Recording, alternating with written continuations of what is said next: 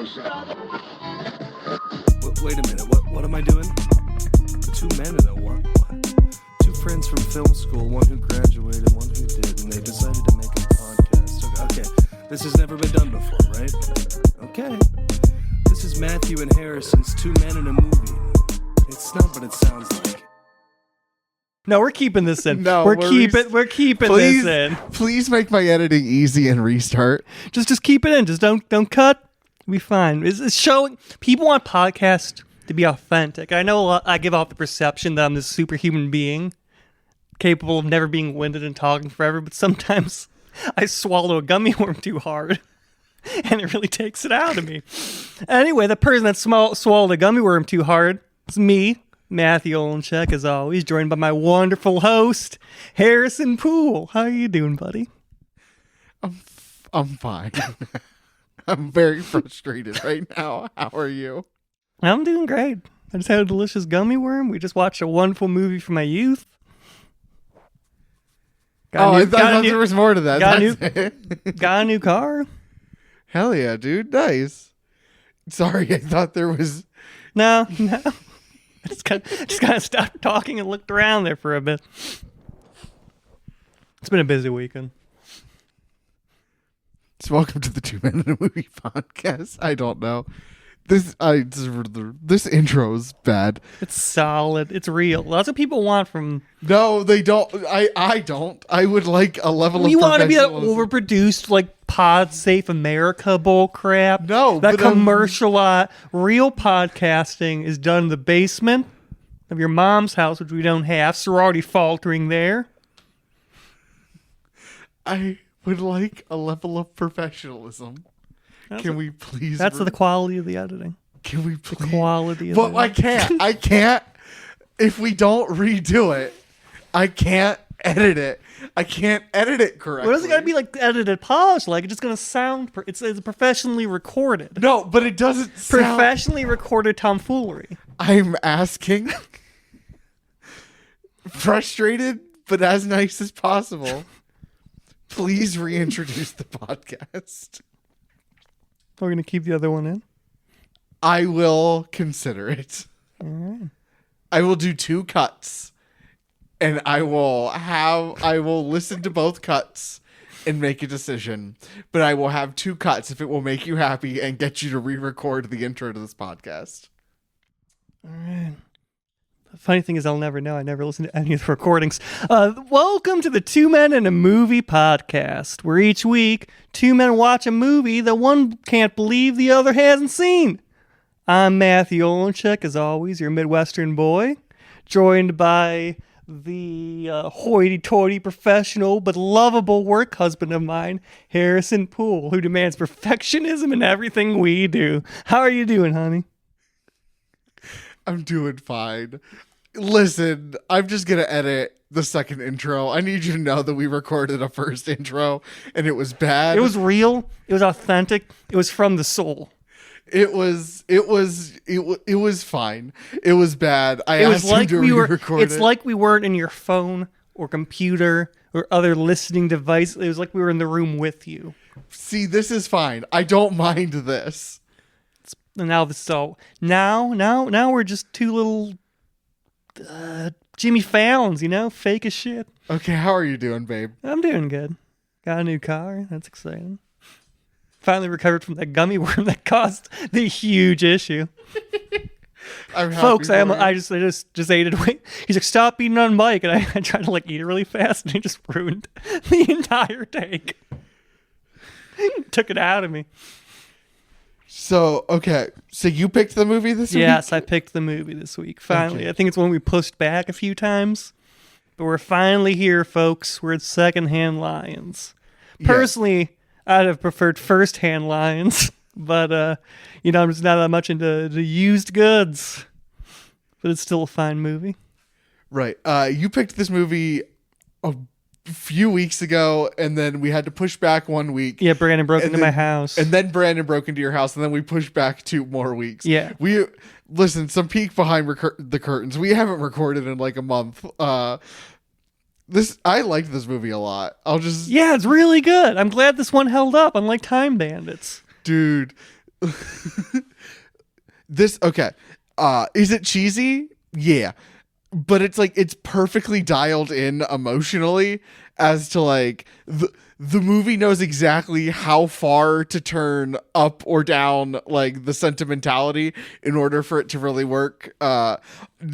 There are things I can actually critique about this movie, and I'm sure we will. But overall, this was just a good ass time. It's just a good ass family movie from like the best opening weekend of movies. Well, it was this this is School of Rock. School of Rock opened like 2 weeks later. This and Underworld opened. Yeah, which and they we were- will. Don't worry, folks. We're gonna get to Underworld. I love Underworld. Honestly, that opening weekend made me so much of who I am as a man today. Because I think that this movie and Underworld, if you look really hard, you can understand who I am today. I mean, it's mostly the Underworld, 2000. Are we gonna do a full episode, or can we just do the Patreon commentaries? I want 3 full episodes. Well, there's a lot to unpack There's like in each of those 6 movies. movies. I'm only watching the first 3. Those are the good ones. We're only watching. Okay. Those are like one complete arc. Oh, okay. Cool. Yeah, yeah. Nice. A greater trilogy than the Lord of the Rings by far. So you brought up the movie. Do you want to? Yeah. So it's about a boy named Walter, played by what's his first fucking name? Haley. Haley. I always call him Joel Osborne. That's only like half his name. Haley Joel Osment. Yeah. Osmond. Osment. Who is this boy? I don't know. I thought I knew this boy. I don't know who he is anymore.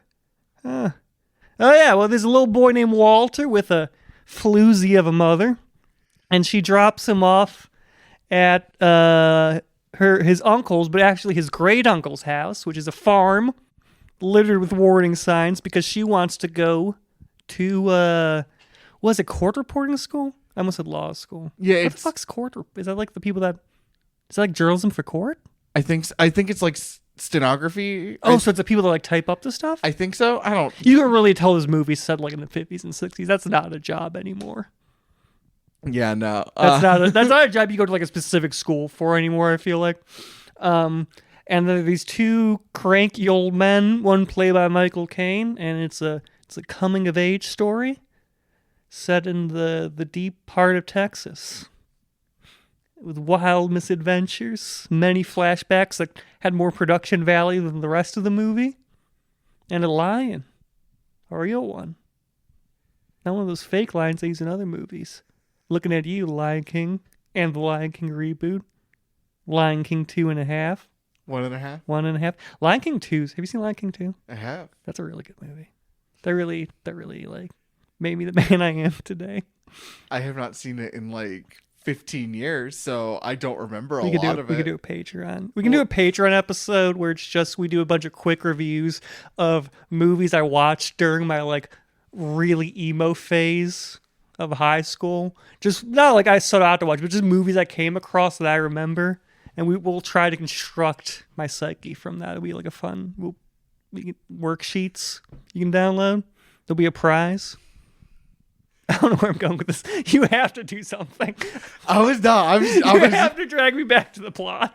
I was gonna let you hang yourself, buddy. I was gonna let you go out. That was also, funny enough, speaking of hanging myself, that will be on the worksheet. Oh my god. So this movie opens with 2 dudes doing plane tricks. And then it's a phone call I that's love plane tricks. yeah, they're like doing acrobatics. Yeah, it's like in a biplane, by the way. Yeah, in a World War One biplane. biplane. Yeah, and they're flipping it upside down. It's flipping upside down. They They have their famous costumes on, which we'll explain later. pull like in front of a cop, hit 120 on the ground, and then start flying away. He speeds off like he's supposed to do something, which again, I brought this up. I don't think that's his jurisdiction. No, Like once he's on the ground, you can arrest him, but you missed your chance, buddy. You were sleeping. As soon as he's back in the air, that's no longer your jurisdiction. no, he's not a sky cop. He's not a sky cop, an air marshal. Is that what they're called? Yeah, those are the air marshals. Yeah? Yeah. They're sky police? I mean, they're police who are in planes. Okay, cool. You know about them, right? They're real. Yeah. I'm not sure because you're like, is that what they do? And I'm like, yeah. And you're like, okay. And I'm like, I didn't know that's what I'd heard the term forever. Yeah, no, I just they're- never gave any thought as to what an air marshal they're does. cops. They're like a federal agency, and they put cops on like airplanes. So a lot of times you're on a plane, there's like an air marshal there, and that's so if something happens. Oh, nice. Personally, I think they should have been disbanded after 9/11 because it seems like something that it seems like that's the time that you need an air marshal. But like apparently there 3 planes without a marshal caused a whole lot of issues. So the cop is chasing after them. They're doing cool plane flips. They get away because they're in a biplane and he's on the ground. And there's a phone call from the sheriff calling Walter about his 2 uncles. And then it cuts to Haley Joel Osment riding in a car. In the 50s, 60s. Yes. I'm not sure when. I think late 50s. Sure. I could not tell you. I spent a lot of time in this movie trying to, because there's some things that seem very 50s, but I don't think the timeline adds up for it to be like the 50s. Well, it was made in 2003, so anachronisms are like Yeah, bread and butter. gonna happen. Yeah. I'm gonna say it's late 50s, maybe early 60s. So Haley Joel Osment is riding in a car with his mother May. Walter, that's the character's Yeah, name. spelled with an E, so you know you can't trust her. I don't trust people with names that are spelled different than the norm. Oh, May. Yeah. I was talking about Walter. Okay. Nah, saying I was like, May. of course you would spell Walter. That's with spelled with an an E. A. Waltar. And I thought you went Waltar. I went Welter. I've gone 29 years of my life assuming it was pronounced like Waltar. Like this is the moment I'm like, oh no, there's so many people I reported to the police because they had an E in their name. Oh no. So his mother May is dropping him off at his great uncle's place, played by Michael Caine and Robert Duvall, and they have millions of dollars hidden in cash Yeah. somewhere. That's what she tells him. Yes. And it's like an old farmhouse. It's big open farmland. They're not farmers, but they do have like a big kind. It's like a homestead. And there's all these signs. My favorite one is like radiation suits needed, heavy radiation. It's one of the signs you see on the side of the roads because he's driving up. He's looking, looking around because he decides like trespassers will be shot. A loose rabbit attack dog. Rabbit attack dog. No colors after sundown. Yeah, I don't think it says that. But they're not. They didn't used to be farmers. They used to. Well, we learn later. They used to essentially be swordsmen. Yeah. In the French Foreign Legion, but now they're farmers. Most people call them soldiers. Nah, they're swordsmen. You see, they're rangers. Oh yeah, they were going around with a bunch of swords and bows. And he's Walter. They get to the farm, and Walter is greeted just with a bunch of dogs swarming him. And a pig. And a pig. I was literally the And a next pig. The next Big old pink pig. When you think pig, casting director did a great job. That's a fantastic pig. And then they're shooting the fish when they first meet him, right? Yeah, no, yeah. They're going fishing in the boat, and no, they're not in the boat. They're just standing in this pond, like trying to shoot a fish. Yeah, they're shooting the fish, going fishing, and then And there is a deleted scene. I remembered it being in the movie, but it's not, where they're eating fish and they have a little like tin out, and they keep spitting out like lead pellets into it. fuck yeah, dude. I'm gonna have to watch. I loved this movie. I'm gonna have to watch some of the deleted scenes. Yeah, they're good. They're good. Nice. So May explains that she's going to court stenography school. In Fort Worth, Yes. Texas. And so she drops Walter off for an undisclosed amount of time. Yeah, and she's like, hey, uncles. And they're like, I don't know who this woman is. And it's like, May. And they still don't know who this woman is. And they're like, Pearl's daughter? And they go, the widower. And there's the other relatives, which we'll get to. But there's the other relatives And the woman keeps calling the one dude daddy, so I assume that's her father. And so is that another? No, she's calling the husband daddy. Yeah, the mom, but The mom's calling the husband daddy. but sometimes the kids are around and sometimes they're not, and it's weird. I know, but It's weird to Michael call Pence her- calls his wife mommy like all the time. It's a weird thing. You're right. You're thinking about this from like a logical standpoint of what is acceptable in our culture, and just as like human beings, and these people are stomping on that. It's a weird thing that like older people used to do. Like, come on, daddy. See, when it was around the kids, I agreed with you. But then, like in the scene where it was just like the two of them and the brothers explaining, She just calls him daddy. I mean, to be fair, very popular thing to call your boyfriend now. okay, but in a different context and not in public is. If you're a coward, not in public. But yeah, no, I actually don't know the relation of this woman. I don't know if she's like. She'd have to be related to Pearl, right? Because they never had kids. They make a point of saying they never had kids. I thought, okay, so here's my thought. They could be cousins. Maybe when my thought was when she was calling him daddy, like that was her father and he was one of the brothers. Like he was like the baby brother of them, is what like I just assumed their dynamic was, because he seemed super familiar with them generally, and I feel like The lawyer? Yeah. No. Yeah. Yeah, no, that was wife and husband with their kids. And they just call each other mommy and daddy in public. That's Yeah. okay. Well, it was a different time back then. Whatever, live your life, go with God. Is that your new catchphrase? You've been using it a lot. I have. Yeah. Oh well. You used it like 3 times today. Oh shit. I'm sorry. Like you're so nice a guy. Whenever something comes up that you vaguely disagree with, you just go, okay, go with God. So May leaves. Walter's just there alone, and they don't know the two uncles don't know how to raise a son. Obviously, they never had kids. And Walter's like, so what do y'all watch on TV? And they don't have a TV. You go, you don't have television? Then what do you do? What do you do? And it turns out, commit assault. Yes. I believe is the actual crime there. Multiple times throughout the movie, salesmen will drive up and try and sell them things. And before Walter told them, later Walter tells them to hear out the salesman. But beforehand, they would just shoot the salesman on sight. Yeah. Shoot around the salesman and then shoot closer to the salesman if they persisted on staying. And that's how they get their kicks in their old age. You know, I was a salesman and I almost got shot. What? Yeah. I was a salesman for like a scam company. And I was going door to door. And I knocked on a door. No one answered, so I walked away. And so then we're like 2 houses down. And like this guy called. And so we go over there to see what he wants. So the guy, he didn't answer his door. And then he starts yelling at us for being on his property, which is a wild thing because we had left his property, but he called us back. And then he pulled out a gun, started waving it around.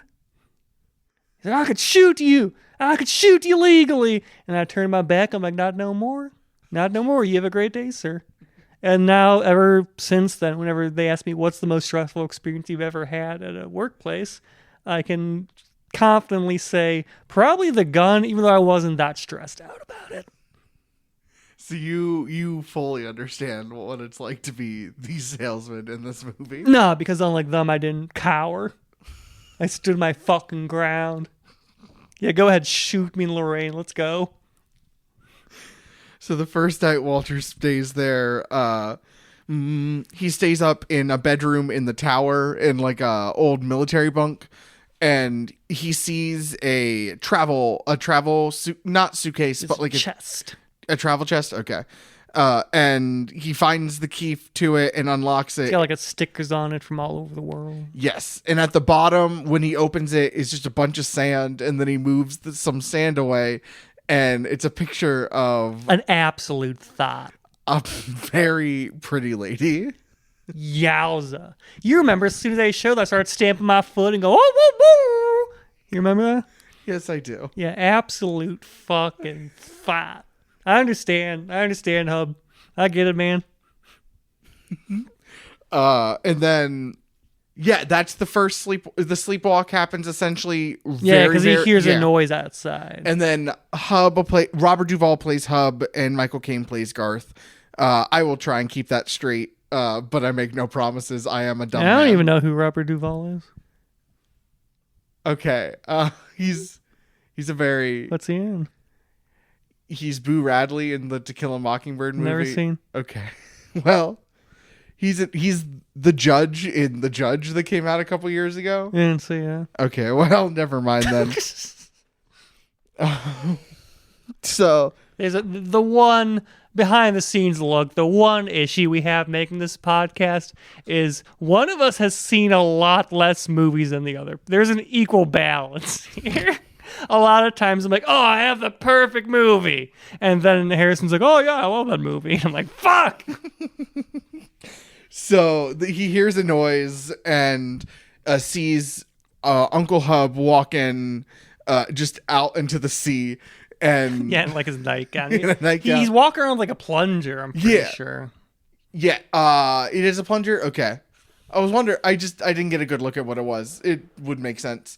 And he just starts fighting the water like it's a sword. Yeah, he's like overhand slashing it. Hell yeah! And then it's like the next morning. Like I don't somehow because he goes out there and he's watching with the dogs, and somehow, then they fall asleep. Yeah. Somehow he falls asleep. I'm not sure he could fall asleep if my great uncle was out there in a nightgown thrashing the ocean like it killed his wife. I think that would keep me. Of course, I am very sensitive to water, so I'd be afraid I'd get splashed. And yeah, and then it's the next morning over breakfast, and Walter's just like, "Yo, y'all disappeared for like 40 years. Where the hell were you?" Also, this is the great thing where he's like, "Got a new mattress and my back still hurt." Oh yeah. And then Walter's like, "Where the hell were you for the last 4 decades of our lives?" And Garth answers that they were in Morocco, in Africa. Yeah, Africa, Morocco mostly. Then he names some other. Then Kenya and one other place I can't remember. They were doing like adventures. Yeah. We later learned it's for the French Foreign Legion. Yeah. But and then Hub's like, "Old man talking about what have-beens ain't right." Yes, they're gardening, and then because we've learned by this point that we'll learn that they're both good people, but Garth is definitely the one that's able to talk to other people. yes, Garth is the socially acclimated individual of the two. And they're gardening, and this is the first time Hub mentions just how he's kind of done. He doesn't like being old. He doesn't want to. He's not necessarily suicidal, but he's very much just apathetic. I guess he's bored because he's not doing anything. He doesn't want to be an old man, and he wants a purpose. Yeah, and Garth is the Garth. Garth is just like, "We'll live to be 100," and Hub's like, "No, you live to be 100," and then storms away. And then another car pulls up, and it's the it's the cousins. Yeah, it's mommy and daddy. Jesus Christ. Daddy's a lawyer. Yeah, their exact relation is never stated, though. They're relatives. We know that they are in fact related, and that's all we really. They have to be cousins. But yeah, because he says his mom's an only child. Yeah. Okay. Cool. Yes. They do. Yes, they do. Because he knows what uncles are. Yeah. He was being a smart aleck. And the family comes out of the car, and they're just immediately confrontational. They did a really good job. It's something I like in family movies, but it's sometimes hard to do. Where it's like, oh, these people are just bad. And you don't need to think about it. It's just like, these people are just bad people. And they did it in such a realistic way because they're not like, I'm going to pave over the baseball diamond all the kids play on and build a mall. Like, they're not like cackling evil like family movie villains, but they are just general, like actual, like mean people. They are just the people you meet in life, and you're like, oh, these people suck. Yes, and they catch on to May's plan immediately. Walter has no idea what May's. I mean, probably a little bit. Yeah, she told him to find money. Yeah, but like I don't know I don't know how deeply he knows like her entire goal is to get him in the will, but they sniff it out immediately. And I think he mentions it to her. I think he says at one point, he says something like, you want me, you're dropping me off, so stick me in the will. maybe I think that's in the car ride. you're probably right. You know what? You're right. I'm dumb. At least once every podcast episode. At least I get one of his many brain cells. He has 3, I have none. And once a podcast, I take a hold of one of his brain cells and have for myself a thought that moves us forward as a production. And this is it. They tell Garth and Hub to send him to the orphanage, and Walter is like eavesdropping on their conversation, and fucking just Daddy. fights Daddy. Yeah, Daddy says, oh, look, he's spying right now. And then Walter just fucking kicks his shin and runs away. He's like standing in the doorway. A very bad spy. I don't think he was. I mean, he was spying, but I don't think he was hiding. I think that's what makes it spying. The hiding makes it spying. Yeah, like he wasn't spying. Right. He's just listening. Yeah, that's exact. Yeah. That was. I don't know. This is why I don't trust lawyers. Because of this movie. And Walter basically just runs away.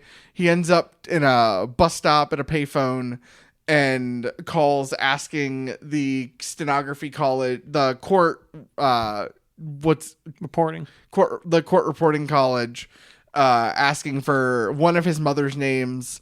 And then she has like 7 names he just lists off the top of his head, which means she's been regularly using 7 different aliases. And not all of them are May or Mabe or Mabel, which makes me think her birth name is Mabel and she goes by May.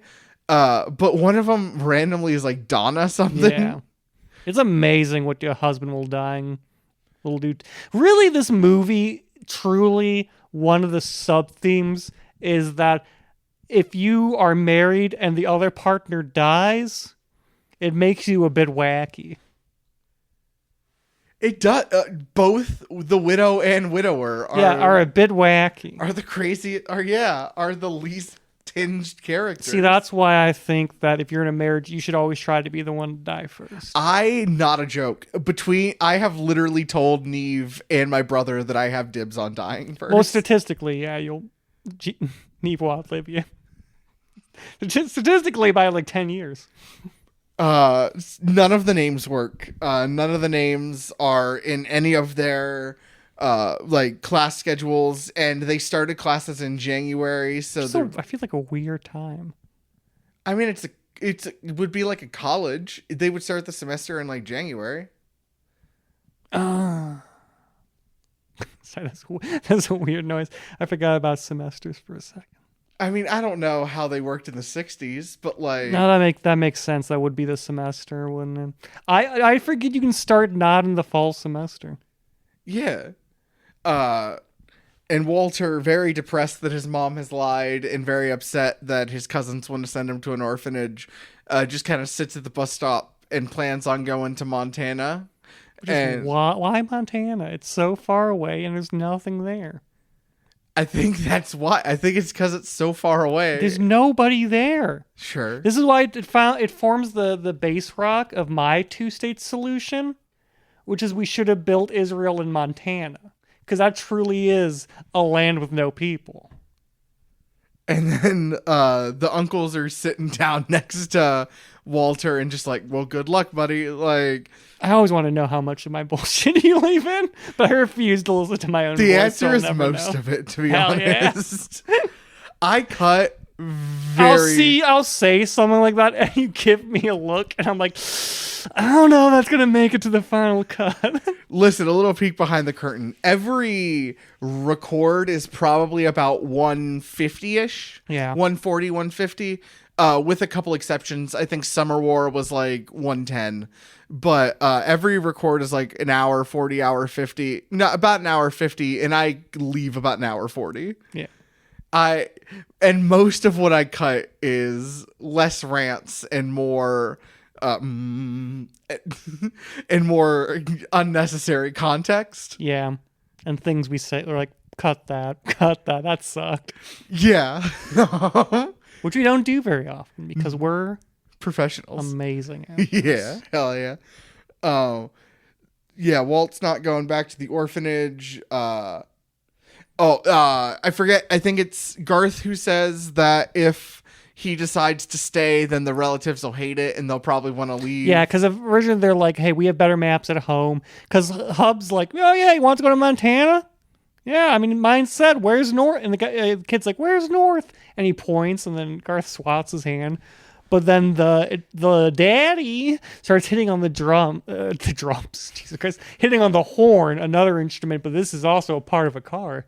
And then that's when Garth's like, oh, he pisses him the hell off. We should keep him around. And Hub's like, that's a great idea. Yeah, and then Walter's like, well, I guess I could stay for a little while. And And then it cuts to like one of my favorite scenes, which they're on the porch, and he's talking like Walter's two-handing a root beer, like, is that a good root beer? And then it cuts to the rest of the family, and the others have the porch with no drinks. Daddy's just talking about the will, wondering what the hell is going on. Yeah, because mommy hits him, so that daddy will talk about the will. And then a white car pulls in, and it's another salesman who's been here before. It's a red car. No, he waves a white flag. Yeah, because he's like, oh, they get up and they start shooting. He's like, no, don't shoot. And he's like, You're oh, right. he's been here before. Yes. He's a smart one. Yeah, immediately comes out and like is waving a white towel, Yeah. hides behind the hood. Negotiating for them to put their guns down. And then Walter's just like, well, why don't we hear him out? You have all this money. Yeah, What are you going to do with it? spend it? And they go over to the salesman, and he sells them A skeet shooter. That's what it's called. I've been It's calling a pigeon thrower. Yeah, I said clay pigeon shooter. I think skeet is the act of shooting it. Oh, I okay. think that's skeet shooting is when you shoot that. Oh, cool. Yeah, it's a skeet shooter, and Daddy is like, well, that's dumb. Why would you insult them by like? Yeah, get off this land. And then Hub immediately is like, we'll take it. Yeah.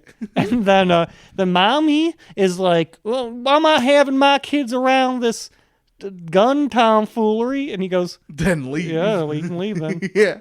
He's not even like angry with them. He's just very calm. It's like, then leave. Yeah, he just wants them gone. And then it's the little montage of them shooting again, and it's the next night or that night. Walter is looking at the picture again, and Of the absolute thought. of the very, very pretty princess lady Jasmine.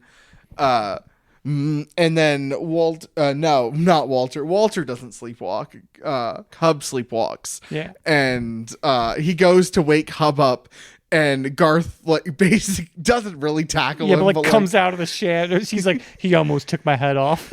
he's like, yeah, just like, don't do it. And Walter's just like, well, what's happening? And Garth is saying he's looking for her. And then it's at that point we get the beginning of the story of Jasmine, where these two brothers are The brothers McCann, McCann. McCann, yeah. And they get off the boat. Yeah, because he's like way back when. Now, he doesn't sound like this at all. Just like Foghorn Leghorn, but he's like way back when. Texas, he was too restless for Texas, which is a crazy thing to say. Like, oh my, what a man! And so they go to like Europe, and they get to Europe and France, and they're like, oh, Europe. And then there's like a newspaper that like World War I's happening. Yeah, the And he's Germans like, arrived the same day. We'll just stay ahead of them. Folks will just stay ahead of them. And then they end up getting like really drunk with a bunch of French Legion soldiers. And then they get shanghaied into the French Legion. This was like the night before they were supposed to go home. And yes, they have a fight with they fight for the French Foreign Legion, and during one fight, Hub saves Garth on his horse and saves his life. Yeah, he's like, I saved my life many times. And Garth is shown to be not Garth. Hub is shown to be this. He is a bona fide like action hero. Like he's because he says he fights. He was a man who fights like 20 men, and he's just this. He's crazy with a saber. Yes, they go their separate ways after their not term, but their like service is done. Yeah, after the war, I think. Yes, and 'Cause Hub Garth goes to be a safari guy. Yes, and Hub is commissioned by the North African government to essentially end the slave trade. Yeah. Which is so wild. That's a movie I'd watch on my own. One man. That should be. I'm shocked that this movie doesn't have not every movie needs an extending universe. This one does. I would love a spin-off that's just like young Hub. Because it would just be like The Mummy, basically. It's a mummy without the mummy. It's very mummy-ish, the scenes we've seen. It's like that time period. But yeah, they give him like 4. I don't even think he was commissioned. I think they say that he asked. He asked a North African. He went to a leader in Africa and said, "Hey, I'm an American. Do I have your permission to end the slave trade here?" And they go, "Yeah, sure, I guess." And they give him like 4 men, which immediately die. And so from that point on, it's one American with a sword ending the slave trade. And it's at this point Hub wakes up from his sleepwalking and stops the story asking like, "Why the hell are you guys outside? Go to bed." Yeah, because it's right as he follows the ferocity of 20 men as he's chopping chains in half. He's killing slavers left and right. Yes, and then I want to touch on this. The choreography for the fight scenes. Yes, go for it. Is so good. It's not realistic at all. But it's like the way in like a video game, like you're really good at, where you are just effortlessly carving your way through people. Like it is so well done. It is just not a real fight because nothing can stop Hub. Nothing stops him. He just wanders through groups of men, parrying every blow and killing every single one of them. He's. I forget exactly how you described it, but I think you said something like it's the end of the Assassin's Creed where like you've maxed out all of your it's the end of a video game that you've put like 500 hours into. This is like your 10th playthrough. You've just played this game so much. It's like you're making a YouTube compilation where it's like what a thousand hours in Hub Adventures looks like.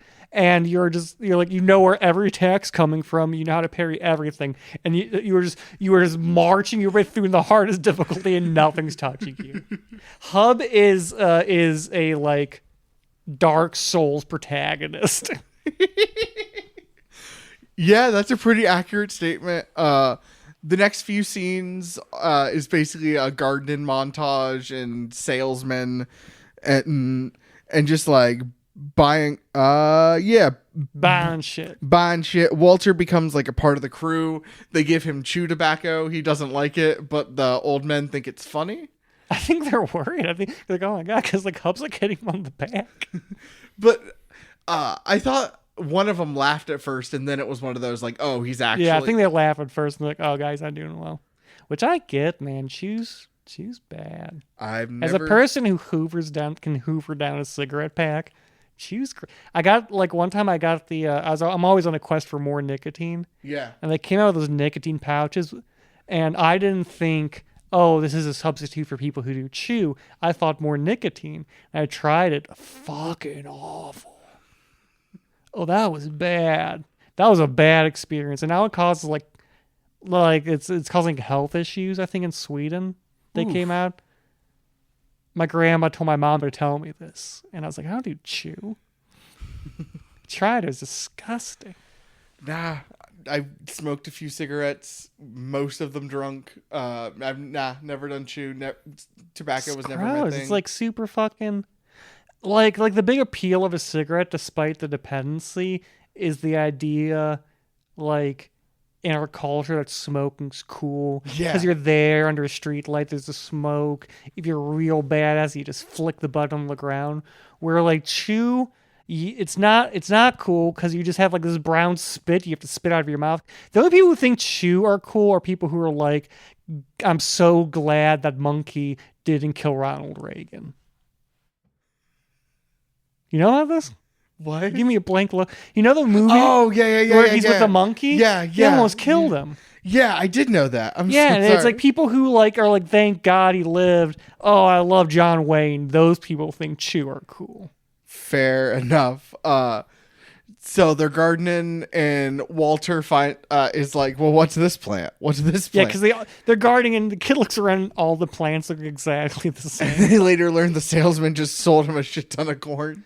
Which I don't feel like that's like, yeah, sure. So corn seeds cheaper than bok choy, right? He's making money off them there. I'm not sure he's actually fleecing them by selling them corn instead of potatoes. Like to grow potatoes can't be much more expensive to grow corn. Granted, all my knowledge about gardening and farming come exclusively from RuneScape, but like, I don't think I've ever touched a seed outside of that wonderful game. But I'm just like, this is a weird scam. But another thing that comes in from the salesman is just a big old giraffe. And Walter looks through it, and It's one of my favorite scenes because it's like this. It's like the safari, like vocalization a cappella music, and you just see this giraffe's head, and they hold that shot for longer than they need to, but it works. And yeah, and Walter's like peeking through a hole trying to figure out what's going on, and the giraffe fucking kicks him. That's the lion's paw. Because he looks in the smaller crate, and the lion's paw comes out. I thought there was the giraffe, and then the lion's paw was the lion was in a like it wasn't a separate crate, but I thought he was looking through the giraffe. I thought it was the giraffe. No, sadly, the last thing we get of the giraffe is when its tongue falls out of its mouth and it goes like, bleh. Oh, Yeah. well, they drop off a lion, and okay, They drop off a lion. they drop off a lion. A used lion. They never say second hand lion. Kind of upset about that, but they go, you bought a used lion? I'm like, come on, say it, and he doesn't. Yeah, they don't say the name of the movie, which I agree is Every movie should say the name of the movie. I don't agree with that. However, I don't disagree with that. I think all the Pirates of the Caribbean never say the title, but they do say the subtitle in every movie. So I'll give them that. And I think generally every movie should have a moment where, like, I don't know, Florence Pugh's like, what is this, some kind of Midsummer? Or, egads, I think of a vitch haunts our village. Of a vitch? The vitch haunts our village. Of a vitch haunts our village. Our village. No, our village. Our village. Aw. So they drop off this lion. It's so casual. Also very important at this point, they're like, go help with the delivery. We'll be right back. Because if one thing is constant in this movie, is that every time they're about to do some sort of, I'm going to call them activities, Garth has bought both the brothers and later Walter matching, I'm going to describe like their actual clothing, their costumes, because they come out dressed like they're on a safari hunt. They tell Walter to be careful and open the crate. They do, and then the lions. Yeah, because they're like, they're gonna look good above our fireplace, and Walter's like, you don't have a fireplace. He's like, well, buy one. And the lion's so chill, and it's old, and a woman.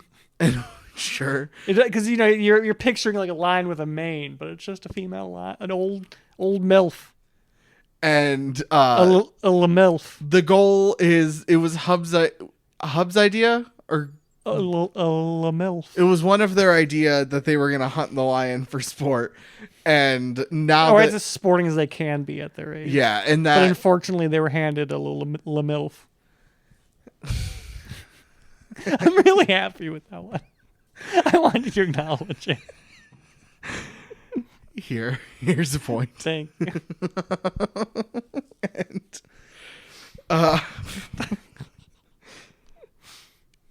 And we just lost 5 listeners, all our listeners. Podcast was good up until Matt just kept saying La MILF over and over again. So maybe he should cut it down more. Walter agrees to essentially raise the lion back to health, and Garth and Hub are okay with that because they want to fight a fair lion. They want a fair fight. Yeah. And yeah, that's it. That's bait. Oh, Yeah, they that's the movie. buy yeah, yeah, right. No, I was Credits like, roll. that's it with the lion. That's like everything with the lion at first. Oh no, that Walt names the lion Jasmine, and then Hub gets offended and storms off, and then they buy the lion food, which is Purina lion chow. Someone's got to make it. How do you think zoos feed their lions? I've given it zero thought. You see, because it has. Like when I played Zoo Tycoon 3 as a child, when my lions were hungry, I'd let them out into the park. Ever tell you this? Because I let the park. It turns out in Zoo Tycoon 3, I learned two things. One, chimpanzees die if they can't swim, so if you put water in their closure, they will die. And two, lions kill people. Because like I let them out into my park, and they just started killing people. But then like the when you kill someone in Zoo Tycoon 3, like the humans leave behind a carcass, and so I put the carcass in a little area in the middle of the park and like a little podium, and like that was like my circle of life idea, because as like a 10-year-old, I thought it was very important for my zoo goers to realize that they too will die someday. So they're buying Purina lion chow and load it into the truck, and Hub collapses. Heart attack, is that what it is? It has to be, right?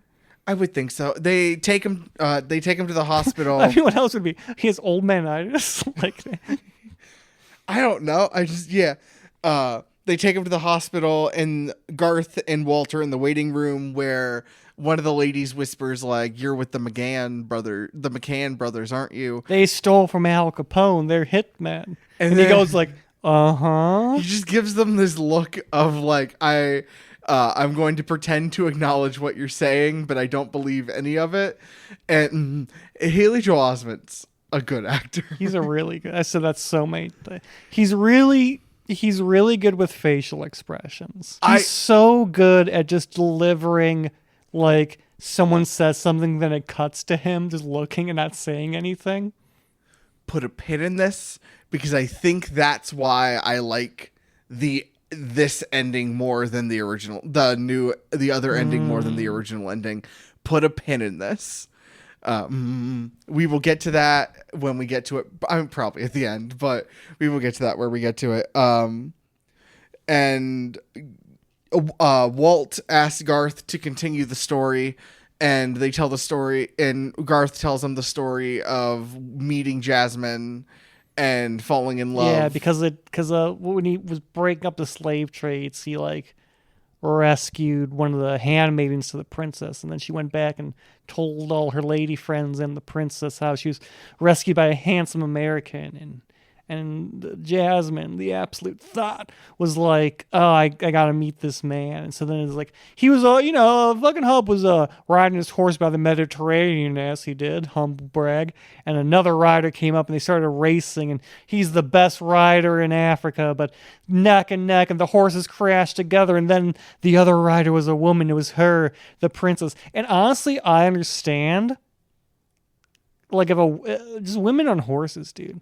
When I worked at that medieval fair, there was this lady. I don't know her real name, but her character name was Daphne, and she would ride around on a horse because she was a jouster. She would do the joust and like sword fighting, and I was hopelessly in love with her. And it wasn't helped by the fact that to get through the day of acting, I would drink like alcohol from a period-appropriate cup mixed with Red Bull.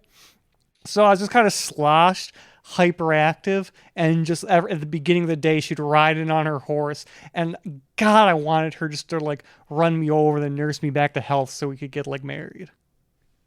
So I get Hub. I'm just saying, out of all the movies we've seen recently, I understand Hub. I don't know if I've heard that. I've heard a lot of Ren Fair stories. I don't know if I've heard that story. Oh yeah, before. Lady Daphne, and she'd fight, and then she'd take off her helmet, and her hair would like a princess. Oh, she was gorgeous. I was horrendously in love with this woman for a summer. Jasmine and Hub fall in love, but Jasmine is betrothed to a very wealthy sheik. Yeah. And she is not happy about this. No. And if she can't be with Hub, she wants to die. Yeah, because he goes and talks to her dad, and then she goes into a tower, and she's like, I'm gonna kill myself with this here knife. Yes. And then fucking Hub just Assassin's Creed's his way. He truly Just 360 like no scope action with a video sword. game just slices his way through. Prince of Persia's. Prince of Persia's his way through. Like there's a hallway of like 10 men, and he just never stops walking forward and kills every man in his way. And then he gets to this lobby, and all the handmaidens are on one side. And they all point. They He's all about to just kill point herself. to this curtain. And then he cuts down the curtain and stops her. And they're in love, but she's still betrothed to the Sheik, you Yeah. see. So he must fight. He must fight the Sheik. But it's Hub interrupts the story again. It's just destroying the room he's in and yelling, "Where's his Where are my pants? pants?" Stop touching me!" And then he's like, did you? And then he walks into the lobby and asks Walter and Garth, "Did you two take me here?" And they both shake their head, no. Yeah, they're like, "Nah."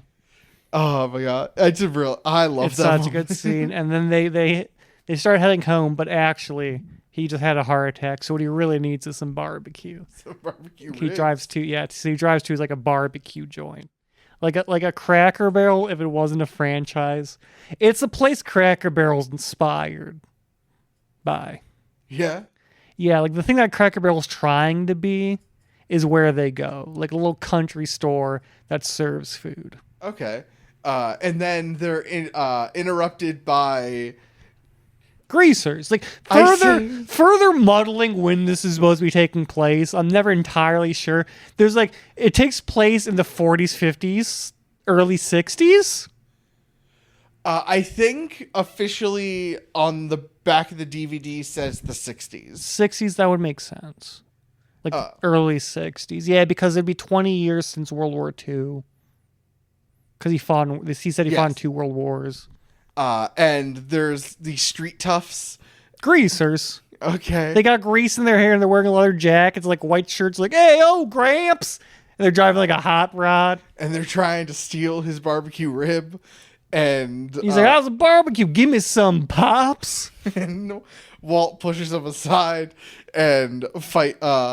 He's like, "Oh, who do you think you are?" And then Garth gets up. He's like, "Don't kill them. They're kids." My favorite line of the movie. He's just a dumb kid. Don't kill him. And then he just like starts he just grabs the kid by his throat. He's like, "I'm Hub McCain. I fought in 5 continents, 2 world wars, killed men." This big speech. I'm not doing it justice. But he's like, the one line I remember is he's like, "I have loved a woman with a passion a flea like you could never understand." And then it's at this point, They all get their knives they out. all get their switchblades. And they all start like snapping their fingers. They start breaking into songs about Maria, and Hub. It's one-on-one at first, where he's like trying to. Well, because they're Hub. about to all go, but then Garth comes in with a shotgun, and he says, because he's like, now you don't want to do nothing stupid. He's like, "Oh, I got him. There's only 4 of them." He's like, "Listen, you just got out. You just had like a heart attack. You take that one-on-one, then I'll let you fight the other 3, okay?" And Hub's like, "Yeah, okay, yeah." And so then, yeah, it's 1-on-1. He goes to stab him, effortlessly parried. He says, "You're holding the knife wrong. Let me show you how." and just tosses it back to him. Is like, "Do it again," and then just snaps, like takes complete control of his arm again, and then he essentially is now fighting them 4-on-1. Yeah, And effortlessly. whipping their asses, dude. Like picking them up, tossing Like them later, they across show the there's bar. like blood on his shirt and a cut on his cheek. I don't believe that could have happened from what we've seen. Oh. There's no way anyone touched him. And Walter is just like, "You're not gonna help." To Garth, it's just like, "You're not gonna help him." And Garth is saying like, first off, no. Second off, he needs this more than I do. Yeah, because he'd just been talking before the fight started how he's not upset with being old, or he's not upset with being close to death, or having the heart issues. He's upset that he no longer has a purpose. Because when he was young, they always had something to do, they had somewhere to be, and now he just feels listless. Yes, and then he takes the greasers home. Yeah, he throws them in the car, and then they all go home, and he gives them meat and a big speech, his what every boy needs to know to be a man speech, and they will also end up staying for dinner. Yes, and the relative. The relatives. There's also the speech before they show up, right? Because while he's talking to the boys, they tell the next part of the story. Yeah. But the relatives go to visit the hospital. Oh, yeah. The relatives go to visit the hospital. They see that Hub isn't there. They ask the doctor, where is he? And the doctor says he's gone. And then they're like, well, he lived a good life. Like, unaffected. I think they thought they were trying. Like, I think in their head, they thought they were pretending to be sad. Yeah. But they weren't even trying. They weren't even trying. And then because I skipped ahead with the speech, because that happens after the whole fiasco. Yeah, it does. Because they get back, they're like, oh, where are they? They must be taking it slow. And then the kids, these nasty little kids that they have, are like, look, a crate. Oh, I'm going to go fucking I'm not sure I'm making them British. I'm going to go smash it. Let's go break it. Let's go break it and smash it. Yeah. They go run over and they like let loose the lion. Yes, and the lion goes into the cornfield. They come back, and then that's when they give the meat to because they put the meat on the eyes of all these kids. And then he's like, oh, I haven't fed Jasmine all day. And he runs out, and then he's like, Jasmine, and he runs into the floor. He runs out, and they find Jasmine. The cat's playing with him. Everyone's like, oh, the cat's attacking him. And then he grabs him the line, and the line drags him into the cornfield, and they're like, oh, we gotta go save the kid, which leads to one of my favorite policy scenes, because the brothers go get their guns. Makes sense. All right. At this point, the greasers get out of their cars to go grab guns to help. The greasers are now 100% in, ready to help rescue this kid. The family is also given guns. They are not as gung-ho about it as the greasers, who are like, we gotta go save this kid, boys. But we later find out that Jasmine the lion is just playing with Walter and decides that she wants to live in the cornfield because it's the closest thing to a jungle she's ever seen. Yeah. And this is when afterwards they keep the family leaves, because they're like, we're not staying around as long as there's a lion here. And Hub goes, okay, lion's staying. And they go, oh, God. They just do not know how to play this game. They're trying to get in their good graces. They're like, lion or us, and or guns and us. And every time he goes, okay, lion, okay, gun. They're making it really easy to keep these people away. And while Hub is giving the what every boy needs to know before becoming a man speech, Walter wants more of the story on the porch. And Garth says like that they went to essentially sneak attack the Sheik, but that he fought off a dozen men on his own with all of these piles of gold, because he said they turn him in. Because they say that the Sheik had put a bounty on his head. And there's and he's sent a bunch of assassins. There's this great like marketplace scene where he's fighting off all these assassins. He's just walking through fighting assassins. Gets on a horse, runs into a tunnel, runs out of the tunnel. There's assassins on horses. Big fight, and he's like, he knew this couldn't go on forever. So that's when he gets turned in, and he's like, what type of person would turn in Uncle Hub? And he says, I would. And it's all a ploy. It's a ploy because they pays Garth, who's in disguise. And then he's like, and then I killed them all and rescued your Uncle Hub. He's like, you did that? He's like, you don't believe I could have killed them all? And we get another really great thing where it just cuts to Walter giving like an incredulous look. He's like, well, maybe he helped a bit. And then from that point on, it just cuts between Michael Caine increasingly grimacing at his remembering as he struggles to get a gun out of his like belt, as once again, Hub defeats an army of men.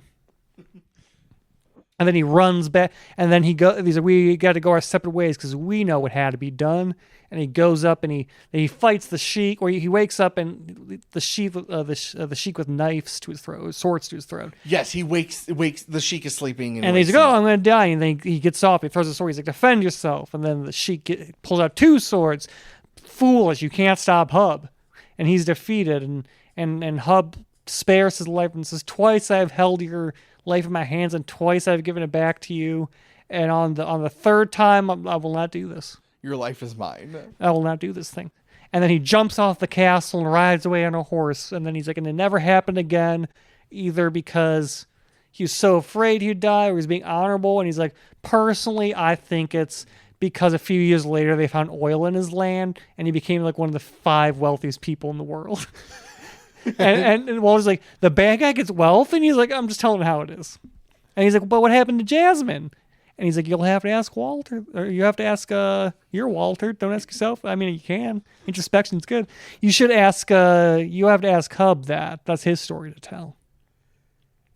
Yes, that is basic. Yeah, no, that's a pretty good description. All I'll really add is like in the future, in the flash forward, they do the same thing, but in the flashback, Hub and Garth are played by like different actors who don't really look like Michael Caine or Robert Duvall at all, but like they hold the spirit. Yeah. And in my head, I wouldn't have done this, but in my head, I would have like fake de-aged. Yeah, you have expressed your opinion that if a character is young for most of the movie, then we cut forward, we should just put them in, I believe you said, a big suit.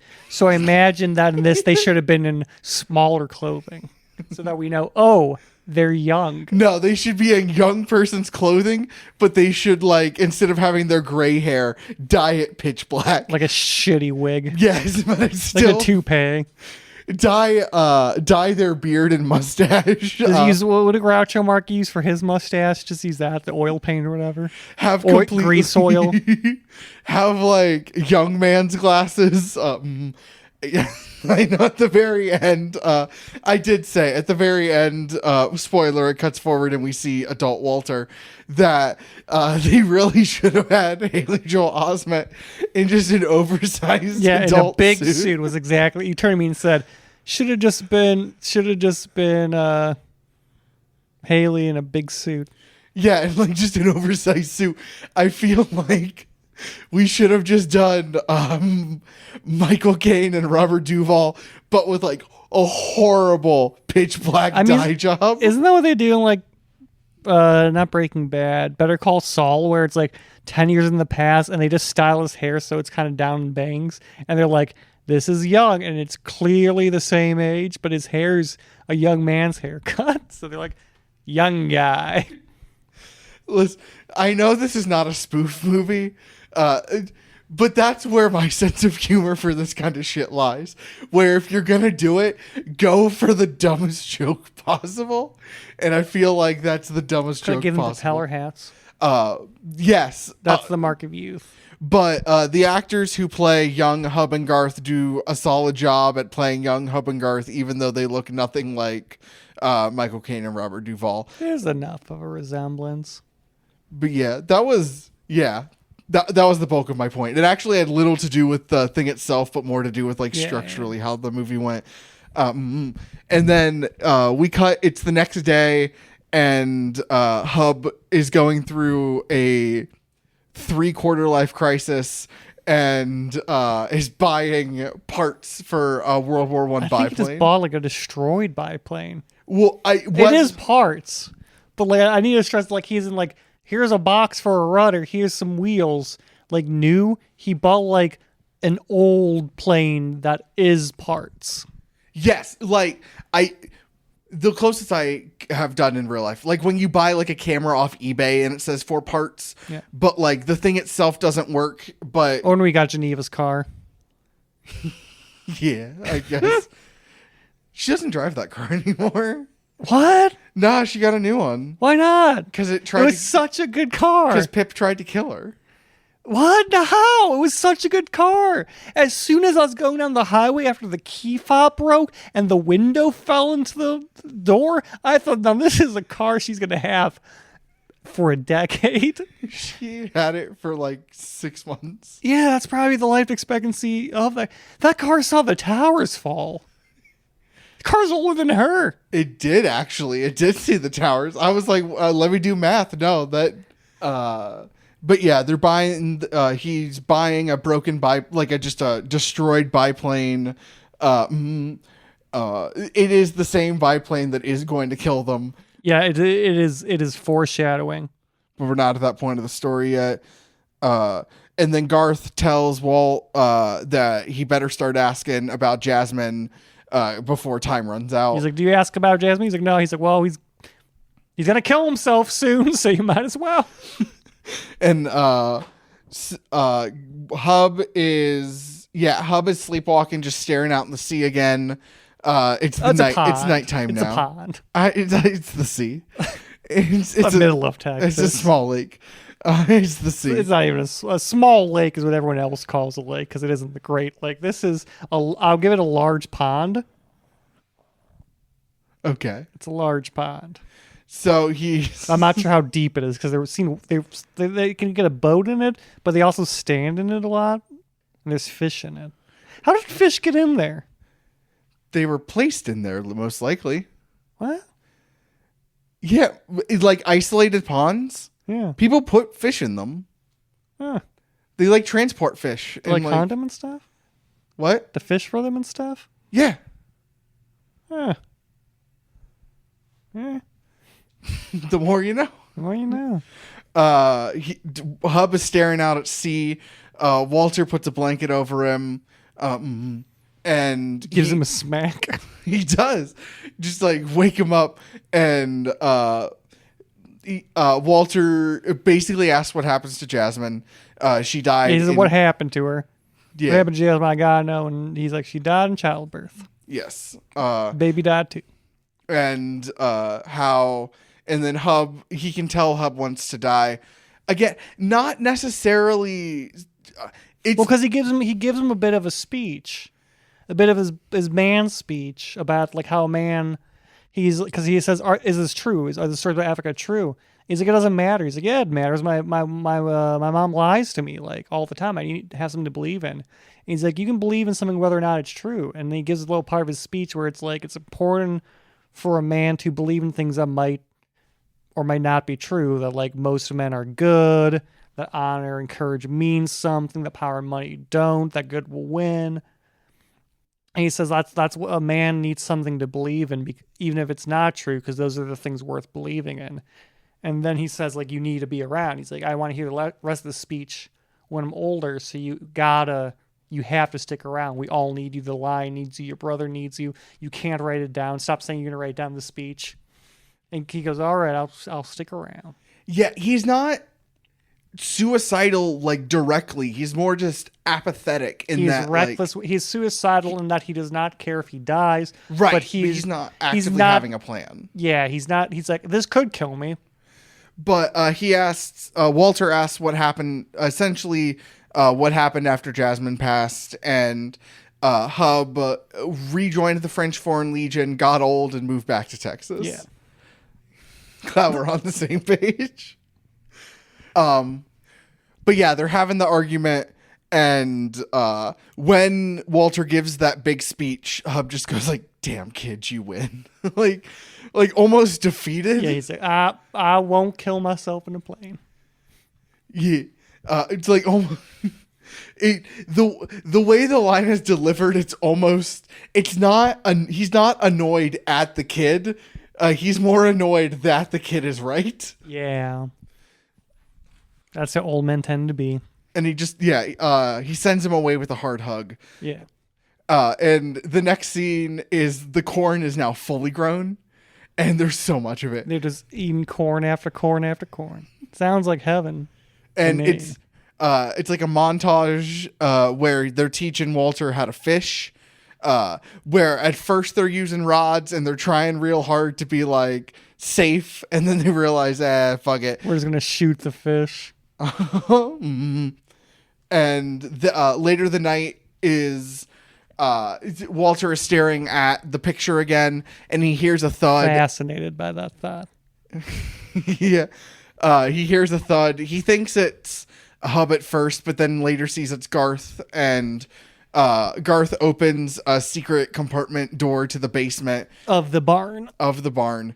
And Walter goes down after Garth leaves and finds all of this, like hundreds upon hundreds of thousands of dollars, like so much. The dogs money. show up and scare me. He's like, does this look stolen to you?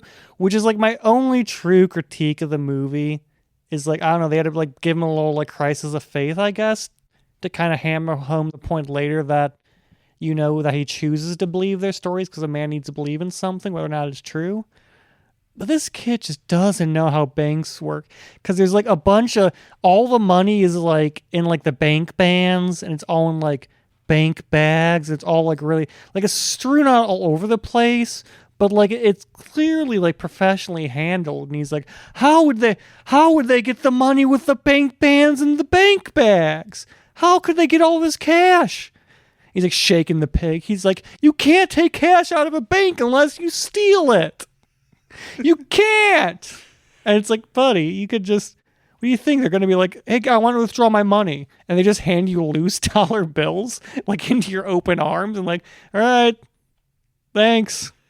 And it's the next. It feels like manufactured drop. It's the only part of the movie that feels fake.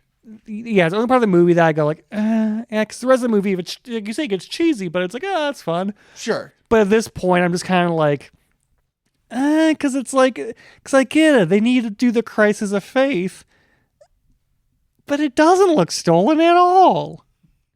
It looks very poorly stored. I'll give you that. But that's, if you just, buddy, they're living on a farm and they never leave. You think they use a bank? It's just like, I don't know. And like it's immediately rectified like literally like 10 minutes later in the movie, where it's like it gets away from that.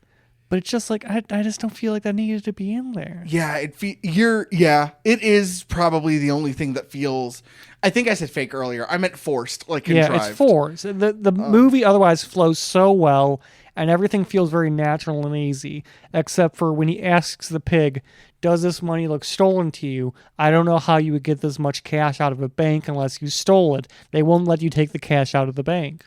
But yeah, that leads to just an awkward next day where no one's really talking to each other. No one's entirely sure why, but no one acknowledges that no one is talking to each other. They're not like annoyed or giving attitude, or the brothers aren't. Yeah. But Walter looks at them kind of just confused, like trying to rationalize what's going on. How could they get that much money out of a bank without stealing it? And it's the next night. And May and a PI from Vegas. A sleazeball. Yeah, an absolute slime Casting director. I mean, he cast that pig perfectly. Cast this guy also fantastically. This guy steps out and you're like, this is a sleazy man. His name is Stan. He's an absolute slime bag PI from Vegas. And who might be a PI. Maybe. He has a badge. They're trying to take Walter back, essentially. But first, they want to know where the money is. He's like, your uncles killed a bunch of people in the 1920s, and they were bank robbers. They're bank robbers. They're doing like a really bad job lying. He's like, what about Jasmine? And they do like the worst lie ever. Like, wasn't that their accomplice?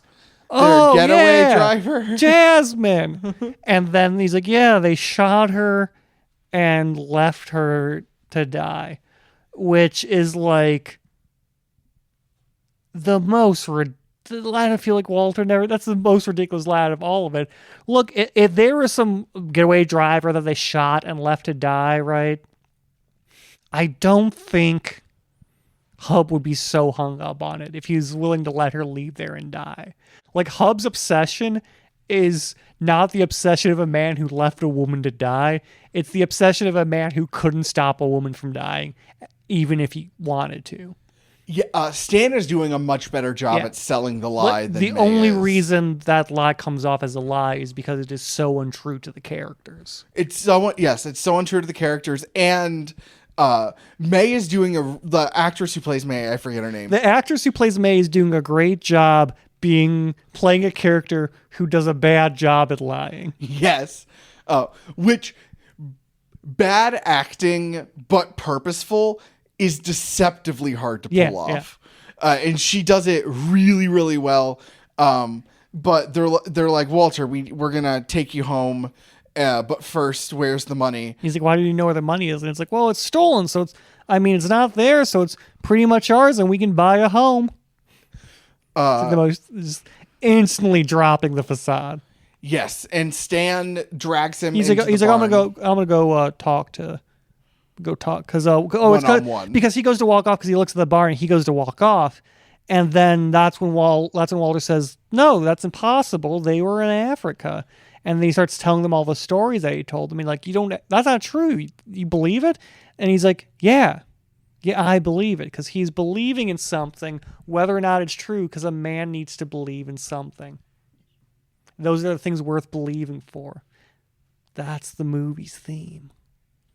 He believes in his uncles, whether or not he believes his uncles. Whether or not it's true, he believes his uncles. Yeah. And then he's like, I'm gonna go have a talk with your kid man to man. And he drags him off and just starts like beating the shit out of him. Immediately he goes, we can be friends or enemies. And he's like, "Rrr." And he immediately just gut punches this fucking kid. He's like, I owe a lot of money. I need the money. Where the fuck's the money? He starts like slapping this kid around. And then the heroic theme of Hub plays. And he says, defend yourselves. And the guy goes, what?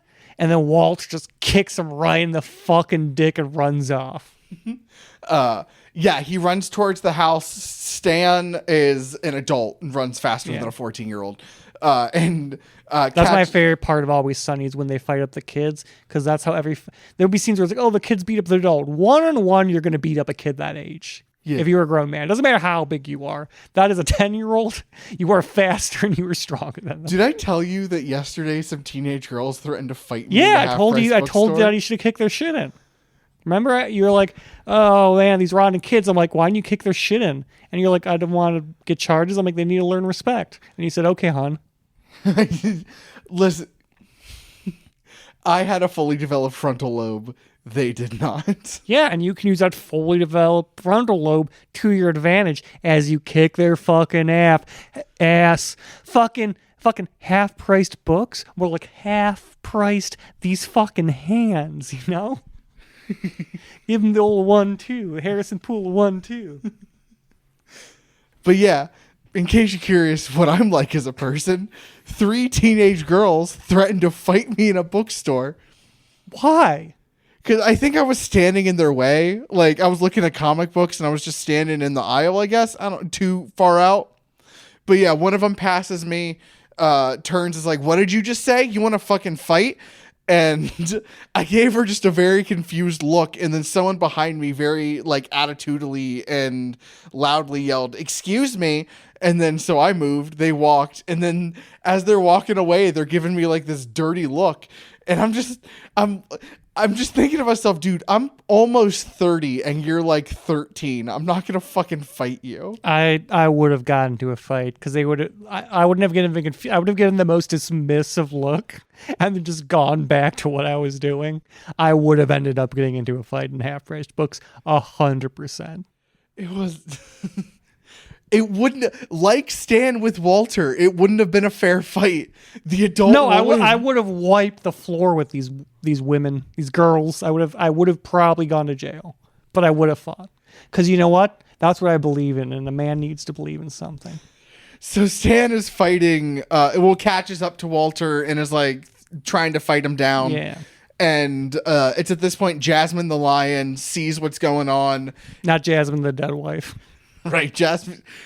Okay, Jasmine the lion. That'd be a whole different movie. Jasmine the lion sees what's going down and runs after Stan and just starts mauling him. Yeah. And Garth and Hub now have heard all the hubbub and they're getting out. They have their guns. And Jasmine dies while mauling Stan because of a heart attack.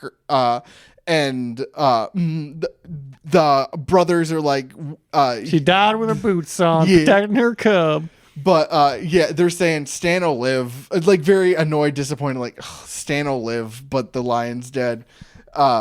And sadly, don't get the scene of them hiding a body on the property. No. Walter is like, in the end, she was a real lion, like a real Africa lion. Not a Cincinnati lion. That's where she came from. Yeah, and Garth was saying, like, she died happy. She died doing what she needed to do, protecting her cub. But her heart gave out because of the excitement. And it's real. It was a real bittersweet moment. I do like that they switched to like an obvious fake line for this dude because they had to, but it's like it goes to like actual line they've been using this entire movie to like stuffed line, and it's like It's worse than the bear in Troll Hunters. I'm not sure it is because the bear in Troll Hunter had the tongue hanging out, which I always remember is that it looks like you took a cartoon of a dead bear and then reconstructed out of foam rubber and fake fur. This is just like it's obviously a fake line, but it's not cartoonishly one. Sure. But Nothing will ever be as good as that fucking dead bear. yeah, they send Stan to the hospital. May, they come back for Walter hours later, and he's in just like a full body cast. And they go up to the room so Walter can pack his bag and leave. And the uncles are like, "You ever fuck with this kid? I'm gonna kill you." And they start like poking his wounds. They grab his nose. Yeah, he's like, "You're very lucky the lion got to you before we did." And he's packing. He takes the picture of this man's dead wife. He does. He takes that because every so often he just stares at this picture of the absolute thought known as Princess Jasmine, and then he like sticks into his suitcase. I just think it's really weird. He's a weird, like it's not like an innocent weird, but it's weird, man. Is he gonna do jack off to? Don't jack off to your great uncle's dead wife. No, I think it's to like remember the story and remember that some things are worth believing in. I think it's to reinforce. Tomato. Okay. So they get in the car and they leave, but not before. They're like that. The brothers are like, that man has no business being around your son. And they're like, "Oh, I'm gonna drop him off in Las Vegas." Yes, and so they're leaving. Walter asks where they're. It's now like the morning.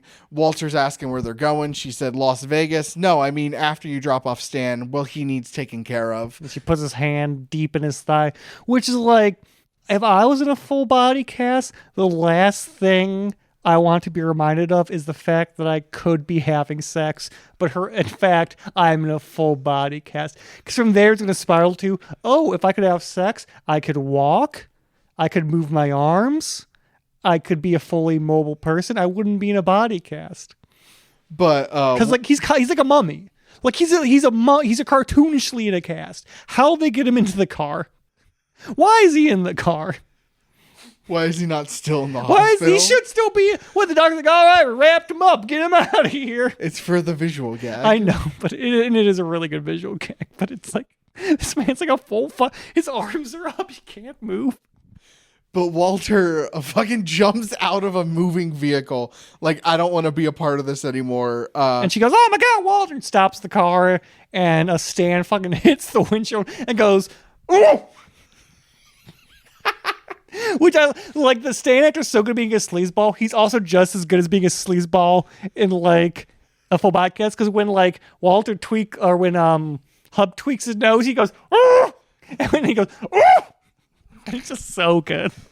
May runs. I love people yelling when they're in a full body cast. Is the funniest audio thing when you just see them go, oh! It's so good. So Walter fucking love this movie. Walter starts running away. May catches up to him. Yeah, she's like, oh my God, you scared me. And I like this scene a lot because I mentioned when it was on. But like, I like that they could have just played her off as like the cruel like stepmother archetype where she's just a bad mom who hates her kid. But she does care about Walter. She's just kind of stupid, makes a lot of bad decisions, and has a terrible taste in men. Probably all drawing on the trauma of being whatever happened to her husband, because we don't know how she became a widow. But she's like this deeply damaged person, because he's like, hey, how about for once? She's like, I didn't have a choice. Because he's like, did he hit you like he hit me? And she's like, that isn't your business. He says like, you don't have a choice, but I do. And it's just, she's this like deeply damaged woman, probably from whatever made her a widow. And she makes terrible decisions and has like awful taste in men and is stupid. But like, it's just nice that it shows that she does care about him. Cause like she lets him go back at that point. Like she's a terrible mother, but she loves her son. and it would have been so easy for them just to make her a caricature, and I appreciate that they did not. Yeah. The uncles are on the porch. Everything is real sad I'm and glad you quiet. glad you liked my little point I made there. I did. I got this little spiel like, and you go, yeah. No, yeah, it's a good point. I had Yeah, nothing to add. anyway. No, it wasn't. I had nothing to add. Like, you nailed everything. Like, it's a great scene. Like, she's a bad mom, but not a bad person. Yeah. And like, even though is a bad mom, deeply loves him. Like, Yeah. But I feel like I would just be repeating what you said. I like hearing my words said back to me. Okay, I apologize. Praise me. You did. Give me praise, Harrison. That's an excellent point. Me. It's all about me. So the uncles are on the porch, quiet, and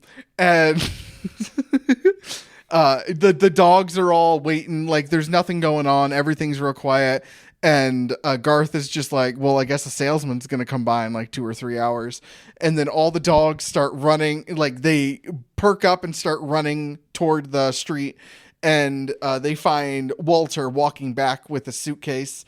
And he sits it down in front of the fence and is like, oh, I have 3 conditions. 1, you guys need to stick around until I become an adult, through high school, preferably college at least. 2, you have to be parents. Well, yeah, but it's 3, eat your vegetables. well, that was 2. 2 was you got to take better care of yourselves. Eat. 3's like Boy Scouts and Yeah. Yeah. No, 1. Yeah. 1 is like Boy Scouts, PTA. Like, if we're going to do this, let's do this right. And I need you guys to like be there for me. 2 is more veggies, less meat. Take better care of yourselves healthily. I need you guys to live essentially. Yeah. And 3 was no more dangerous stunts. At least until he's out of college. And preferably more. yes. And they go, guess we don't got a choice. And Hub is like, what do you want us to die of old age? And Walter just gives Haley Joel Osment in a great, like, no word performance. He has so many good looks in this movie. He really does. This and The Hospital are probably my 2 favorites, but he just has this like wide smile, but like this pure innocent of like, yeah. Yeah. They go, guess we don't got a choice. And they hug. And that's when we flash back to the present, which is also the past, because we're in the year 2020. We're in 2024. What? Oh, it's when the We're in 2024? yeah, we like us. Oh, God. But yeah, we flash forward to it's the biplane from when he bought it, but the biplane from the beginning, the same shot. And I want to say this is like 30-ish years late, or Yeah. like 20. Walter's probably mid-30s. Well, they died when they're in their 90s. and they were in their mid-60s, so like 25 years later. Walter's in like mid to late 30s.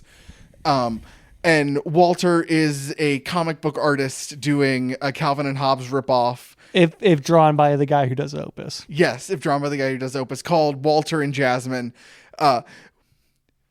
Change the name. Don't write. I mean, unless it's literally about you, but like, don't self-insert and then name the character you. Like, if you're gonna fictionalize tales of you and this lion, then make it a different character. Like, it can be your self-insert, but like, pick a name. That's the thing that bothers me just generally. That's a dumb nitpick. It has nothing to do with my like thoughts on the movie itself. I just saw that and I was just like, why did you name your character you if you're gonna fictionalize the story? I mean, that's what Garfield did with Garfield. What? Garfield wrote a comic about himself and called it Garfield. Oh, okay. But It's fictionalized because truly, a cat can't eat lasagna. Apparently, though, in my weird analogy that I'm sticking to this one, don't cut this one. He can draw a syndicated newspaper comic. Garfield? Yeah, Oh, cool. it's a cat that can't eat lasagna, so he draws a comic which he can do where he can eat lasagna, and that's the fictionalized version. Oh, nice. I don't understand how all this shit works. I'm like, how does Hagar the Horrible write? He's a Viking. So we get a Dennis the Menace has a newspaper comic. He's a kid. How the fuck? Where's all this money going? Walter gets a call from the sheriff saying that his two uncles have died. They died in a plane crash, and he goes over to the farm, and the plane is upside down, just stuck in the barn.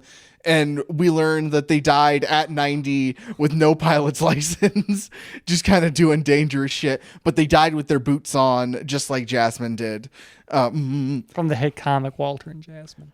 Yes, and then this giant plane descends, lands, and says Sahara Petroleum, and outsteps. It's a helicopter.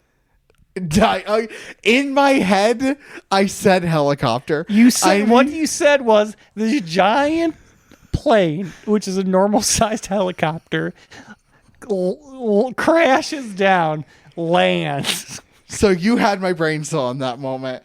You're imagining Flight 93, but this is just a helicopter. So it's a helicopter. In my head, I said planes. Or no, out loud, I said planes, but in my head, I said helicopter. A helicopter lands and it says Sahara Petroleum, and outsteps a wealthy Arabic man and his little son. And Also Arabic. yeah. Probably wealthy, too. I know, yeah. Okay, so and I'm a big fan of like whenever someone describes something, then like, oh yeah, there was this wealth, there's like this poor cowboy man and his son. I just love being like, also a cowboy, presumably poor as well. Because it throws people off so much, and like no one thinks it's funny but me in the moment. it's a good bit. It's Thank a good you. bit. So he the Arabic wealthy man and his wealthy son come out. Also Arabic. So he comes, they exit the helicopter, and they're like, we were in Houston and I heard the news and I needed to meet the two men my grandfather tells all the stories about. And that's when they learn all of the stories were true about the Sheik and the brothers and their bond, and how they were the only two men who ever outsmarted him and they were his greatest adversaries. He says, I see what this, they spend my grandfather's gold wisely. And the son is like, they really, like, the stories are true, they really lived. And then Walter says, yeah, buddy, they really lived. And then a slight montage of the actors as if they're really dead. Yeah. As like a in memoriam thing. It did have really strong in memoriam energy. And that's the end of the movie. That's the ending we saw. I don't know what the theatrical ending was. I didn't see this in theaters. I believe it's that. But that's the theatrical ending? Yeah. Okay. But there is a deleted original ending that we did watch in the bonus features that that I enjoyed. Matthew likes it more than I do. I think it's the better ending because it wraps up a lot of the narrative things and kind of reinforces the theme. It's a nice bookend, which I think works for a family movie. I do think that a fusion of both work better because there's a funeral scene. There's a funeral scene, and he's giving his little funeral, and they're burying it, and you get to see his kids, you get to see his hot fucking wife, so you know he's doing well. And then like these people come like, oh, little Walter, he's like, I don't know who you are, and it's the Greasers, it's Frankie and his boys, and it's like, oh, they're still friends, that's cute. And then the French Foreign Legion comes in on horses, and the Sheik shows up. And while I agree that's a bit overdone, I think if they had the funeral scene instead of the interruption by the horses and the Sheik, the helicopter then comes down. I think that is the best possible ending. I would mostly agree. I think, okay, we're going to take the pin out. I think what Haley Joel Osment does really well is saying everything with a look, or like saying entire emotions and lines with a look, that I don't think that adult Walter does, but also is given much opportunity to do. And I feel like a lot of the lines in the original ending, the deleted original ending, I feel like he like belabors the point too much. And I feel like Well, he's a cartoonist. He's used to like saying everything over and over again. Like, you know those old Spider-Man comics? sure. The Stan Lee ones? Yeah. Where it's like you have like 3 panels and like the next comic, the first 2 panels are recaps of the last 2 panels. So you're like really every week, every like day, you're only moving a panel forward. That's how cartoonists think. Where it's like, oh no, it's Doc Ock. He's stealing from the bank. I'll get you. And the next day's like, he's stealing from the bank. I'll get you. No, you won't. And the next day's like, I'll get you. No, you won't. He's getting away. That's just how cartoonists talk, dude. They're insufferable. Okay. But yeah, the adult Walter just he says when he he says instead of shows, and It's a funeral speech. sure, but I don't know. It felt overly sentimental, and It's felt a funeral speech. no, but it felt overly sentimental in the way that the rest of the movie didn't for me, and it felt like he was selling it too hard, while Haley Joel Osment like sold so many things with the look that the adult actor just doesn't. I'll make sure at your funeral, which will be attended as per your promise by both your brother and Neve, I'll get up to the podium and I'll just make some faces. I'll be like, and then I'll leave, and Geneva's like, ah! Okay, but this is a movie. This isn't real, but I feel like you you know what? You know what? Choose to believe it's real. Okay. I feel like the theatrical ending, which I'm assuming is the ending that's on the DVD, is it's more concise. It doesn't like repeat as many points, but everything is wrapped up pretty nicely. And I feel like that since he's not on screen for all that much time, he has less of an opportunity to have bad line readings. And I'm not saying he has bad line readings. I'm just saying this movie is so good at has complete control of the emotional dial. And I feel like he's the one character that like he turns it on a little too much, that it felt fake to me. I don't even mind the Sheik's great grandson being a really stunted actor, because children are like just really stunted. Yeah. Like Most children are terrible. but yeah, I don't mind that, because like that felt at least somewhat like fake honest. But like I feel like the extended funeral scene, I understood the point 2 minutes in, and then it went on for another 7 minutes, and I feel like they were repeating it for the sake of repeating it, not like... I feel like this is a difference in our art styles, whereas I prefer in any of my art forms to belabor the point over and over again and repeat myself over and over again and beat the viewer down with it. Yeah, I don't. And like you read a book that says you shouldn't do that. Both endings That are is good. our entire like relationship, by the way, folks, is I'm trying to do something in art, and Harrison read a book that is generally the consensus that this book is right, says you shouldn't do that. That's why one of us graduated with good grades. And one of us was liked by the program. But yeah, that's the basis of my thought. I like the funeral scene. I just feel like it's too long. I feel like a lot of things, it's repeating for the sake of repeating. Kind of like this right now. You see how this is like kind of... I think this is great quality content. Okay, but... This is, if I were making a movie about us doing a podcast, I would have wrote it this way. All right. Because like if I was writing a movie about us doing the podcast, I would have wrote it exactly this way. Nice. That's the basis. That's the basics of the point I was trying to make. I guess not closing thoughts, but like we're nearing the end. I feel like 80% of this movie is the score. Like, it's so good. The score is really good. I feel like that is not giving enough credit to the story and the way. I love the score. I think the score's really good. The score a little bit tells the audience what to feel, but like I'm gonna say 30. Okay, sure. 30 that 30 how it's shot, 30 story. A perfect blend of a perfect movie. But yeah, any final thoughts, I guess? I think I'm going to have to join the French Foreign Legion if it gets you an absolute thought like Princess Jasmine. And guess what? She won't die because I wouldn't have a child. Suck on it, hub. But no, this is a cherished movie from my childhood. Are you happy it aged well? I'm very happy. I'm very, very happy it held up. I'm glad. I'm like, this is just as good as I remember it being. And it's so rare that happens. This is my dad's coworker's favorite movie. Really? Yeah. Like, apparently I was telling my dad that we were watching this for the podcast, and he was saying it's his coworker that every time they talk about movies at work, he will bring up it's not as good as Secondhand Lions. And here's Smart. And that's like how I constantly compare anything to sports to Grady Sizemore. I'm like, not as good as Grady Sizemore. I'm glad he has that energy where it's not as good as Secondhand Lions.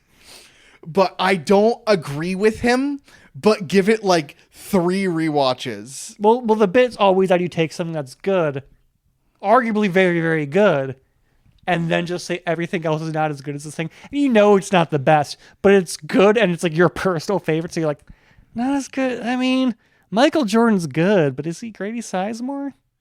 But yeah, I feel like this will be a movie I will rewatch fairly often, and it will get better with rewatches. Especially when I don't have to watch it for anything, and I can just watch it to watch it. Soaking it like you're a Mormon. But yeah, it lays on the emotion thick, but it feels so controlled the entire time. I never overly feel manipulated.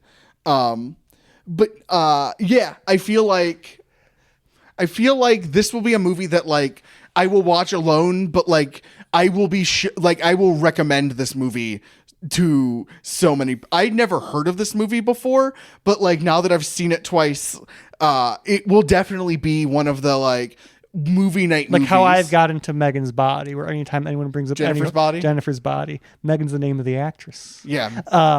Her body is also Jennifer's body is also her body. That's how acting works. But now I've been bringing that up consistently. Anytime someone brings up horror movies, I'm like, "Have you seen Jennifer's Body?"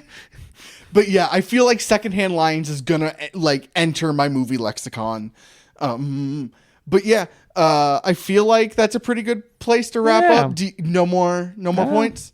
All right, you want to do the socials? Yeah, I'll do the socials. You can find us on most things at 2menmoviepodcast at gmail.com if you want to email us some hot Matthew Jasmine fan fiction.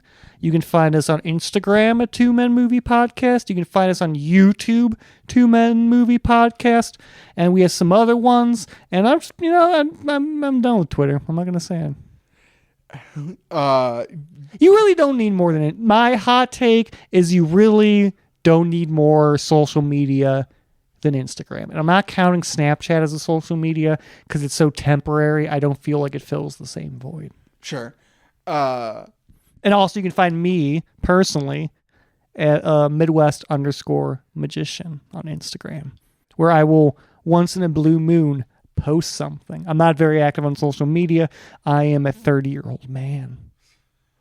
You can follow me at harrisonpool.com on Instagram and TikTok. Hey, finally. Yeah. It's going to be fun when like if someone starts from earlier episodes, like, I can't find them. No, I literally I recorded and edited a little thing that I've been putting in the interstitial. That's good. harrisonpool.com. I'll occasionally post stand-up clips. Now that we're starting to post this, I'm going to like be more active generally. But yeah, are we starting to post this? I mean, by the time this episode airs, that was a moment of like, are we talking in the fiction or am I forgetting to do something? No. Like, oh no. No, I will share. I didn't post it. We don't have logos yet. All right. I feel like that's a good place to end. I love all of you. We'll see you next time when Harrison brings... Oh, hell yeah. I'm bringing Mike Birbiglia's Don't Think Twice. I never heard of this movie before. Very few people have, and it needs a bigger audience. I'm excited. All right, well, we'll see you next time, folks. Give you some little kisses here. All right. I love you. Love you. This is Matthew and Harrison's Two Men in a Movie. It's not what it sounds like.